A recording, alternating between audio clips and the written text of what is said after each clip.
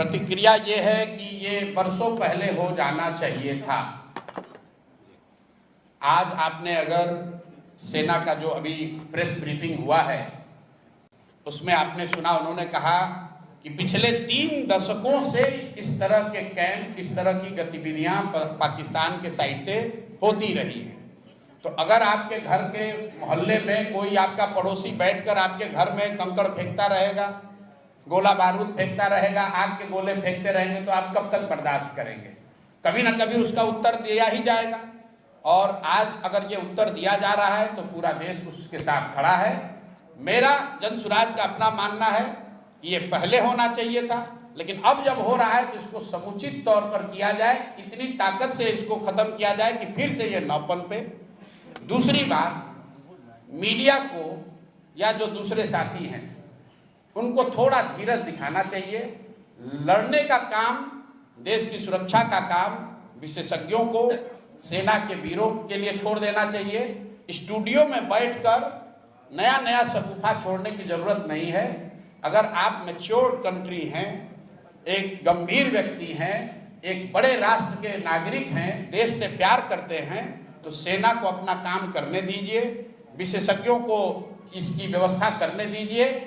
आप और हमसे आपसे अपेक्षा ये है कि हम लोग पूरी तरीके से अपने प्रार्थनाओं में, अपने दुआओं में, अपनी भावनाओं में, अपने कार्यशैली में सेना के प्रति, और जो सेना के साथ जो साथी इसमें जुड़े हुए हैं, जो इस काम को कर रहे हैं, हम लोग उनके साथ खड़े रहें। इसका मजाक न बनाएं, इसको टीआरपी बढ़ाने का जरिया न बनाएं। ये गंभीर मामला है। और हम लोग अंतिम बात इसमें ये कहना चाहते हैं कि जनसुराज परिवार की ओर से हम लोग इस बात के लिए प्रार्थना करते हैं कि कोई भी भारतीय नागरिक, कोई भी जवान उस हताहत न हो, भगवान न करे किसी के साथ कोई दुर्घटना न हो। आपके हमारे लिए ये कहना बहुत आसान है कि फलाना आदमी, इतने लोग शहीद हो गए।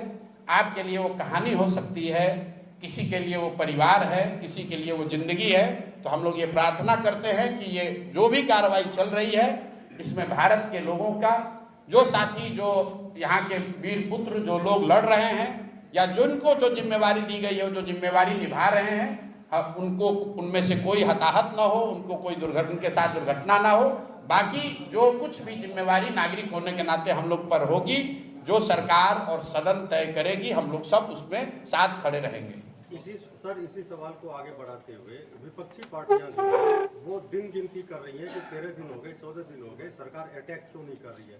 क्या किसी देश पर अटैक कर देना इतना आसान है? हम उदाहरण के तौर पर इजराइल और रसिया को देख रहे हैं। इजराइल, देखिए, मैं आपको मैंने पहले कहा कि ये समय नहीं है एक दूसरे पर छीटाकशी करने का। लड़ाई कोई पार्टी नहीं लड़ती है, न पक्ष वाली पार्टी लड़ रही है, न विपक्ष वाले लड़ रहे हैं। देश के बच्चे लड़ रहे हैं, इस देश के युवा लड़ रहे हैं। तो इस पर राजनीति नहीं कीजिए। देश के लोगों ने सदन में सरकार और विपक्ष दोनों को चुनकर भेजा है, दोनों को उनकी जिम्मेवारी दी गई है। लोकतंत्र में, संविधान में उनको साथ मिलकर जो देश की सेना कर रही है, जो विशेषज्ञ कर रहे हैं, उसके साथ हम लोग को खड़ा होना है। उनको ऑपरेशनल फ्रीडम है, जैसा कि हम लोग प्रेस से पढ़ रहे हैं, लेकिन जो राजनीतिक नेतृत्व है वो तो देश की सरकार को ही करना है। जब इंदिरा जी थी तब कांग्रेस की सरकार थी, तब भी सब लोग साथ खड़े थे। आज भाजपा की सरकार है, तब भी साथ खड़े सब होंगे। और जब देश का मामला होगा, सरकार किसी की हो, लोग देश के साथ खड़े हैं, किसी नेता और दल के साथ नहीं खड़े हैं। इसलिए देश के साथ खड़े होइए, वो मोमेंट है। और मुझे कहने की जरूरत नहीं है, देश अपने आप, हर वो व्यक्ति जो इस मिट्टी से प्रेम करता है, इस देश से प्रेम करता है, वो अपने आप खड़ा होगा। उसको किसी नेता के सलाह की जरूरत नहीं है। सर, आम जनता तो साथ में है।